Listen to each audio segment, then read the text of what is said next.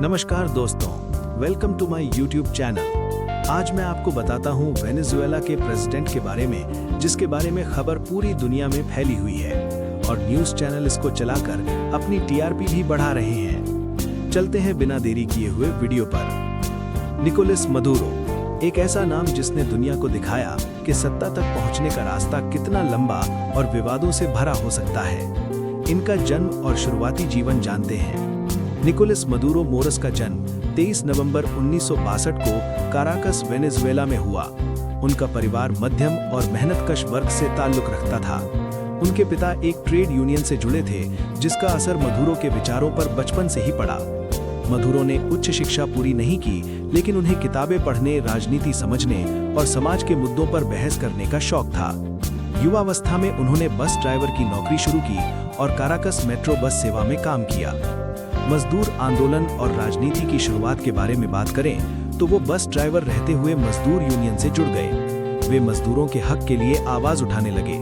यहीं से उनका झुकाव समाजवादी और वामपंथी राजनीति की ओर हुआ। उन्होंने ह्यूगो चावेज के विचारों को अपनाया, जो उस समय वेनेजुएला में गरीबों के नेता के रूप में उभर रहे थे। मदुरो चावेज के आंदोलन का हिस्सा बने और धीरे धीरे पार्टी के भरोसेमंद कार्यकर्ता बन गए। ह्यूगो चावेज के साथ सफर उनका ऐसा रहा कि 1999 में ह्यूगो चावेज राष्ट्रपति बने और यहीं से मदुरो का राजनीतिक करियर तेजी से आगे बढ़ा। उन्हें पहले नेशनल असेंबली का सदस्य बनाया गया और बाद में स्पीकर भी चुना गया। 2006 में ह्यूगो चावेज ने उन्हें वेनेजुएला का विदेश मंत्री नियुक्त किया। इस पद पर रहते हुए मदुरो ने क्यूबा, रूस, चीन और ईरान से रिश्ते मजबूत किए, अमेरिका की नीतियों का खुलकर विरोध किया, समाजवादी देशों के साथ गठबंधन बढ़ाया। वे लगभग 7 साल तक विदेश मंत्री रहे, जो अपने आप में एक रिकॉर्ड था। अब उनका उपराष्ट्रपति से राष्ट्रपति तक सफर जानते हैं। 2012 में ह्यूगो चावेज गंभीर रूप से बीमार पड़े। उसी समय मदुरो को उपराष्ट्रपति बनाया गया। चावेज ने खुद देश की जनता से कहा कि अगर उन्हें कुछ हो जाए तो निकोलस मदुरो को ही अपना उत्तराधिकारी माने। मार्च 2013 में ह्यूगो चावेज की मृत्यु हो गई। इसके बाद हुए चुनाव में मदुरो बहुत ही कम अंतर से जीतकर वेनेजुएला के राष्ट्रपति बने। राष्ट्रपति बनने के बाद संकट के बारे में जानते हैं। वैसे भी बड़ी जिम्मेदारी आने के बाद जीवन में प्रॉब्लम सामने आती ही हैं। राष्ट्रपति बनने के बाद मदुरो को एक नहीं बल्कि कई बड़ी समस्याओं का सामना करना पड़ा।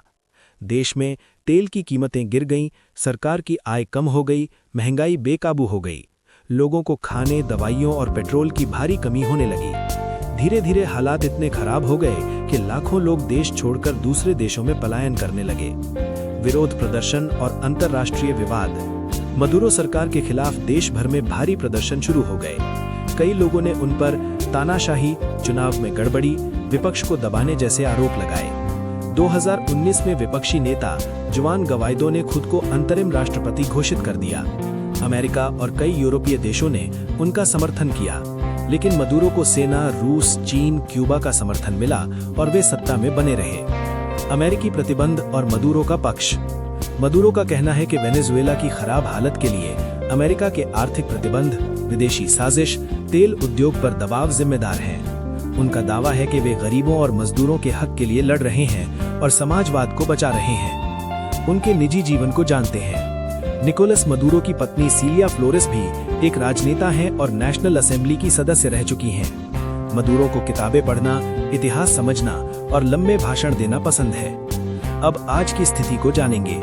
आज निकोलस मदुरो दुनिया के सबसे विवादित राष्ट्रपतियों में गिने जाते हैं। कुछ लोग उन्हें गरीबों का नेता तो कुछ लोग देश को बर्बादी की ओर ले जाने वाला शासक मानते हैं। लेकिन एक बात तय है, बस ड्राइवर से राष्ट्रपति तक का उनका सफर दुनिया की राजनीति की सबसे अनोखी कहानियों में से एक है। अमेरिका के प्रेसिडेंट डोनाल्ड ट्रंप को ये बात उनकी हजम नहीं हुई और अमेरिकन प्रेसिडेंट डोनाल्ड ट्रंप ने अपने सैन्य शक्ति का इस्तेमाल करके वेनेजुएला के प्रेसिडेंट मदुरो और उनकी बीवी को उनके ही आवास से अरेस्ट करके अपनी पावर को दुनिया को दिखाया। क्या ये सही बात है या फिर गलत? आप लोगों की क्या राय है? कमेंट सेक्शन में जरूर बताएं। ऐसी वीडियो देखने के लिए वीडियो को लाइक करें, शेयर करें और चैनल को सब्सक्राइब जरूर करें। धन्यवाद।